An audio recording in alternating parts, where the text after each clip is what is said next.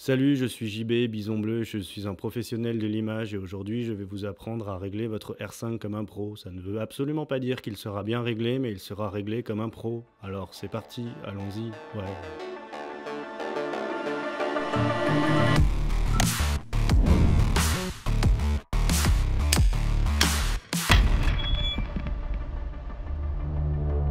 La vidéo qui va suivre va être technique, mais c'est un mal nécessaire. Ça va être long, chiant, erratique et parfois même confus. Ceux qui ont vu la saga Twilight seront les plus endurcis, mais pour les autres, accrochez-vous. Et avant que vous me tombiez dessus, tous les réglages qui vont suivre sont optimisés pour ma pratique de la photo. Ça sera totalement en phase avec la pratique de certains et pas du tout pour d'autres. Et c'est pourquoi je vous invite à partager vos meilleurs réglages en commentaire si vous trouvez que les miens, ben c'est de la merde. Et comme ça on fait un peu bosser la communauté, il n'y a pas de raison que ça soit toujours les mêmes qui triment. Et on commence tout de suite par mon rig photo et vous allez voir, c'est assez sobre. Pas de sangle et pas de grip pour moi pour rester sur un truc léger et épuré. Un petit L-bracket pour agrandir un poil de grip, protéger la semelle et avoir en plus une platine Arca en permanence. Et le petit bichou rouge, c'est un point d'ancrage Peak Design pour mettre un leash quand je shoot dans des conditions risquées pour le matériel. Eh oh. Et c'est le nouveau setup 2022? Pas mal. C'est quoi c'est du néon? On commence par le mapping des boutons. Et on commence aussi par la base. Le fameux joystick qui par défaut est évidemment désactivé. Canon l'avait supprimé de l'EOS R, là il nous le met mais il nous le désactive. Je pense qu'ils essaient de nous faire passer un message. Mais bon, on s'en fout, on va l'activer quand même. Menu orange, page 3, personnaliser les touches. Et ben on l'active quoi, la base. Maintenant, on passe à l'AF On. Alors, je prends le risque d'aggraver le clivage sociétal actuel, mais je suis pas un mec AF On. Voilà. Moi, je suis un mec qui fait une demi-course sur le déclencheur pour établir la map. Voilà, c'est dit. J'assume. Et c'est tant mieux, parce que ça me fait un bouton en plus à mapper. Allez, zou, il me permet maintenant de switcher entre le mode cerveau et le mode one shot, et c'est pas rien. Alors aujourd'hui, le mode cerveau est si bon que je l'utilise à 90% du temps, mais je garde le mode one shot sous la main pour de la photo produit sur trépied, par exemple. Donc maintenant, on va dans le menu orange, page 3, personnaliser les touches, et AF On, cerveau, one shot. Super cool. Le bouton de mémorisation d'expo, utile pour ceux qui font du panorama, totalement inutile pour moi. Non, moi ce que je veux, c'est avoir accès au mode d'acquisition rapidement. Donc on va dans le menu orange, page 3, personnaliser les touches.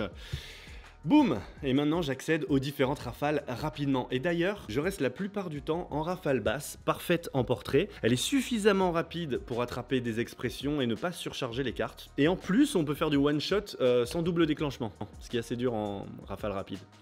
Ce que je préconise, ce que je vous préconise en fonction de vos utilisations, si vous faites du studio, one shot ou rafale basse mécanique, si vous faites du portrait ou de la mode, rafale basse mécanique, si vous faites du sport en intérieur, rafale haute mécanique, et si vous faites du sport en extérieur, rafale haute en électronique. Mais faites attention à cette rafale électronique, parce qu'à 20 fps, on a vite fait de prendre 200 photos accidentellement alors qu'on était juste en train de tripoter son boîtier. Méthode AF, eh ben ça reste la méthode AF chez moi. Par contre, changer le collimateur en tapant frénétiquement sur le bouton MFN, ben c'est juste de la merde. Du coup, menu rose cette fois, page 4, et je règle contrôle sélection méthode AF sur la molette. Comme ça, je peux naviguer de manière fluide avec la molette dans les différents types de collimateurs.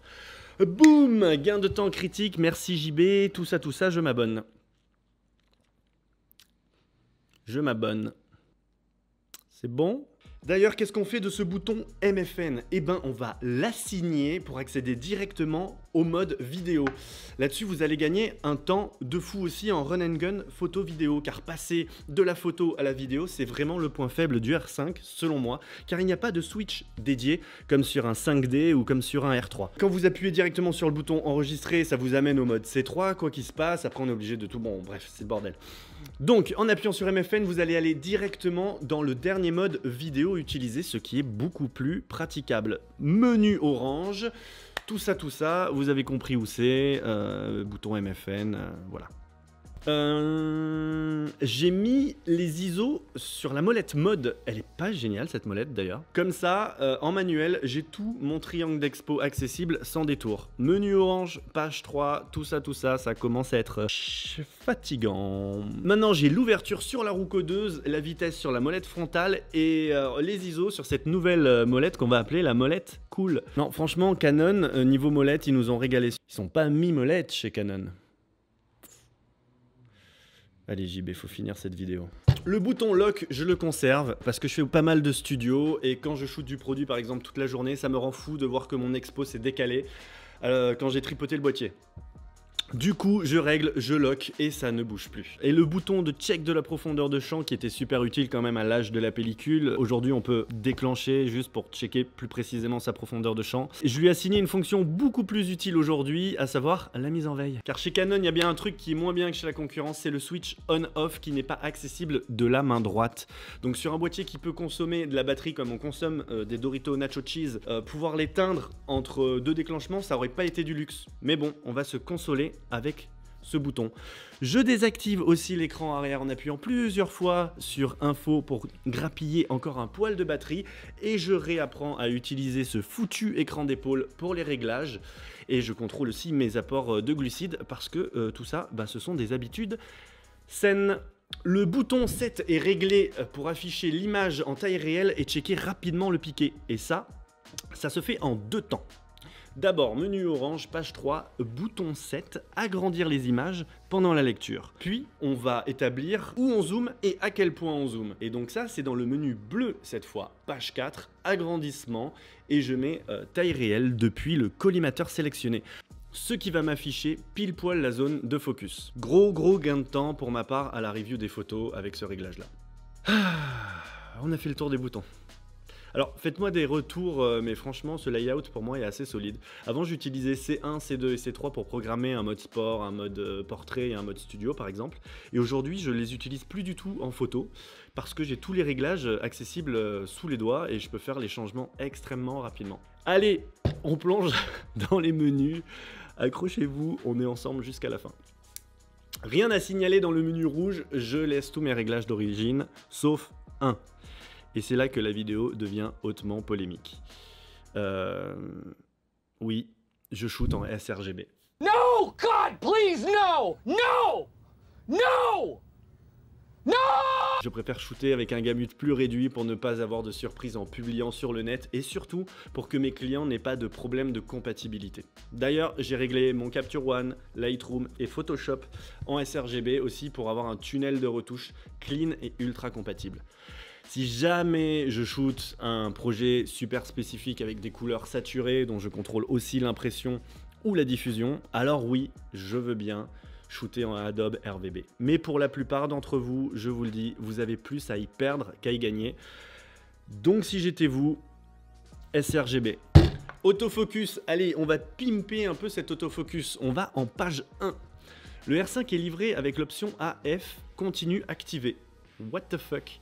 Non seulement ça attrape tout ce qui rentre dans le cadre sans qu'on le veuille, mais en plus ça pompe en permanence.